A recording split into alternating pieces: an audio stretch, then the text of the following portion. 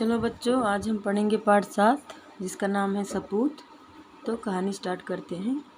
किसी गांव के पनघट पर कई स्त्रियां पानी भर रही थीं। पनघट मीन्स होता है कुआं। तो कुआं पर 4 औरतें गई थी पानी भरने के लिए। तो किसी गांव के पनघट पर कई स्त्रियां पानी भर रही थीं। उनमें से 4 स्त्रियां के नाम यहाँ पे स्त्रियों होना चाहिए था। उनमें 4 स्त्रियों के नाम सरस्वती, रत्ना, गिरिजा और फूलवती था। यहाँ पे था होना चाहिए था। चारों के एक एक पुत्र था। चारों लोगों को एक एक पुत्र था। सरस्वती का बेटा ज्ञानचंद बड़ा विद्वान था। उसे हजारों श्लोक जबानी याद थे। तो सरस्वती का बेटा क्या था? उसका नाम ज्ञानचंद। सरस्वती का बेटा ज्ञानचंद वो बहुत विद्वान था। उसे कुछ भी जबानी याद हो जाता था। उसे हजारों श्लोक जबानी याद थे। रत्ना का बेटा रोहित संगीतकार था। तो रत्ना का बेटा कौन था? रोहित संगीतकार था। वो क्या था? संगीतकार था। गिरजा का बेटा राहुल पहलवान था। गिरजा का बेटा क्या था? पहलवान था। गिरजा के बेटा का नाम राहुल था। फूलवती का बेटा राम सीधा साधा था। पनघट से पानी भर के वे अपने अपने रास्ते पर चल पड़ी। जब पानी भर लिया तो वो लोग अपने अपने रास्ते पर चल पड़ी। एक वृद्धा भी उनके पीछे पीछे चलने लगी। एक बूढ़ी औरत भी थी जो उसके पीछे पीछे चलने लगी। इसके बाद 3 स्त्रियों ने अपने बेटों की बढ़ा चढ़ाकर प्रशंसा की थी। 3 स्त्रियों ने अपने बेटों की बढ़ा चढ़ाकर प्रशंसा की थी। केवल फूलमती ने कहा था कि मेरा बेटा सीधा साधा है। कुछ दूर चलने पर सरस्वती, रत्ना और गिरजा के बेटे इतराते हुए अभिमान से उनके पास से गुजर गए। मीन्स उनकी मम्मियाँ घड़ा लेकर पानी लेकर सर पे जा रही थी। तो उन तीनों के जो बेटे थे तो सामने से ही गुजर गए। मीन्स सामने से ही चले गए, लेकिन ये नहीं कहा कि लाओ मम्मी घड़ा मैं ले लूँ, तुम्हारी थोड़ा हेल्प कर दूँ। लेकिन वो क्या हुआ? अभिमान में, घमंड से वो लोग क्या हुए? इतराते हुए घमंड के साथ, अभिमान मीन्स घमंड, इतराते हुए अभिमान से उनके पास से गुजर गए। किंतु फूलवती का बेटा जैसे ही अपनी माँ के निकट आया, उसने पानी का घड़ा अपने सिर पर उठा लिया। फूलमती का बेटा राम क्या किया? वो अपनी मम्मी का घड़ा ले लिया और कहा, मम्मी तुम पीछे चलो, मैं पानी लेके आगे आगे चलता हूँ। उठा लिया और अपनी माँ के आगे आगे चलने लगा। वह वृद्धा उन चारों की बातें सुनती और उनके बेटों की अच्छाई बुराई देखती पीछे पीछे चली आ रही थी। जो बूढ़ी औरत थी, उन चारों महिलाएं क्या क्या बात कर रही थी वो सुनते सुनते पीछे पीछे आ रही थी। रत्ना ने उस वृद्धा से पूछा। सबसे पीछे कौन थी?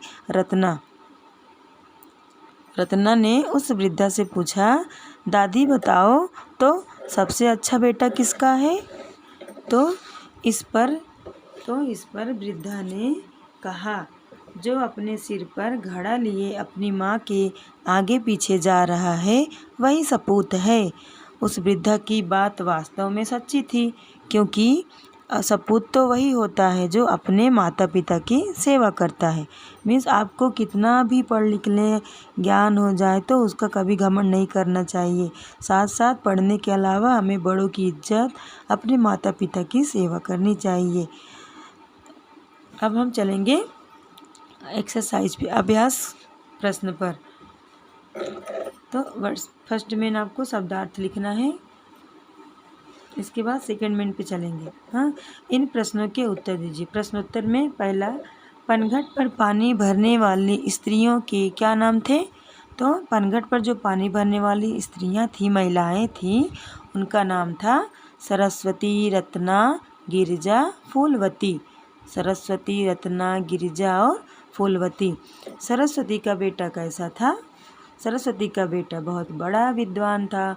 वह कोई भी बात जुबानी याद कर लेता था, है ना। राहुल में कौन सा गुण था? राहुल तो पहलवान था। राम किसका लड़का था? राम फूलवती का लड़का था। राम फूलवती का लड़का था। 5वां है, वृद्धा ने राम को सपूत क्यों कहा? वो बूढ़ी औरत ने राम को सपूत क्यों कहा? क्योंकि वह माता की सेवा कर रहा था, इसलिए वृद्धा ने क्या कहा कि वह तो सपूत है। सपूत कौन होता है? सपूत कौन होता है? जो अपने माता पिता की सेवा करता है वह सपूत होता है। अब हम पढ़ेंगे फिल इन द ब्लैंक्स, खाली स्थान भरिए। आप बताइए, सरस्वती का बेटा ज्ञानचंद क्या था? वह बड़ा विद्वान था। विद्वान, वी द पे हलंत, वा आ की मात्रा ना, विद्वान। आपको करेक्ट लिखना है, एक भी मिस्टेक नहीं होना चाहिए। खा, रत्ना का बेटा डैश संगीतकार था। रत्ना का बेटा का नाम क्या था? रोहित, और वो क्या था? संगीतकार था। ग, फूलवती का बेटा राम सीधा साधा था। तो किसका बेटा सीधा साधा था? फूलवती का। सपूत वह होता है जो माता पिता की सेवा करता है। तो माता पिता की जो सेवा करता है वो कौन होता है? सपूत होता है। जो माता पिता की सेवा करता है वह क्या होता है? सपूत होता है। एक वृद्धा भी उनके पीछे पीछे चल रही थी।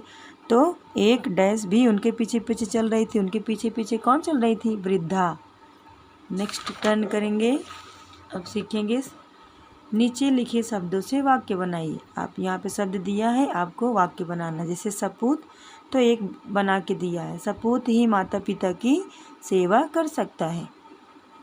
जुबानी, उसे हजारों श्लोक जबानी याद थे। किसको? ज्ञानचंद को। और ज्ञानचंद किसका बेटा था? ज्ञानचंद सरस्वती का बेटा था। और उसको श्लोक क्या था? जबानी याद था। विद्वान, ज्ञानचंद बड़ा विद्वान था। ज्ञानचंद बड़ा विद्वान था। अभिमान क्या होता है? अभिमान का शब्द यूज करके सेंटेंस बनाइए, वाक्य बनाइए। अभिमान, गिरजा का बेटा अभिमान से गुजर गया। वृद्धा, उस वृद्धा की बात वास्तव में सच्ची थी। अब हम पढ़ेंगे भाषा ज्ञान, जो कि आपको टेक्स्ट बुक में ही पढ़ना है और कंप्लीट करना है। लिंग बदल कर लिखिए। लिंग बदलना है मीन्स उसका जेंडर चेंज करना है। अगर वो पुरुष है तो महिला बनाना है, महिला है तो पुरुष बनाना है। मीन्स बॉय है तो गर्ल बनाना है, गर्ल है तो बॉय बनाना है। जैसे बेटा का लिंग बदलेंगे तो क्या हो जाएगा? बेटी। वैसे बैल का लिंग बदलेंगे तो गाय। माँ का बाप, लड़का का लड़की। अगर यहाँ माता दिया होता तो हम पिता लिखते, लेकिन यहाँ बस माँ दिया है तो हम बाप लिखेंगे। लड़का का लिंग बदलिए तो लड़की, बच्चा का लिंग बदलेंगे तो बच्ची। वैसे लग रहा है कि अपोजिट है ना। घोड़ा घोड़ी, वृद्धा वृद्ध। वृद्धा मीन्स होता है महिला, वृद्ध मीन्स होता है बुढ़ा। स्त्री का लिंग बदलेंगे तो पुरुष। इसके बाद लास्ट में है विपरीतार्थक लिखिए, मीन्स अपोजिट वर्ड। जैसे सपूत कपूत, तो विद्वान मूर्ख, पहलवान कमजोर, आगे पीछे, प्रशंसा बुराई, सिर पैर, अच्छा बुरा, बड़ा छोटा। तो आप यह वीडियो देखकर टेक्स्ट बुक कंप्लीट कर लेंगे। और लगे कि मैम ने बहुत फास्ट पढ़ाया है तो आप पीछे भी जा सकते हैं, वीडियो को पीछे करके या पॉज करके कंप्लीट करिए। Okay, thanks for watching.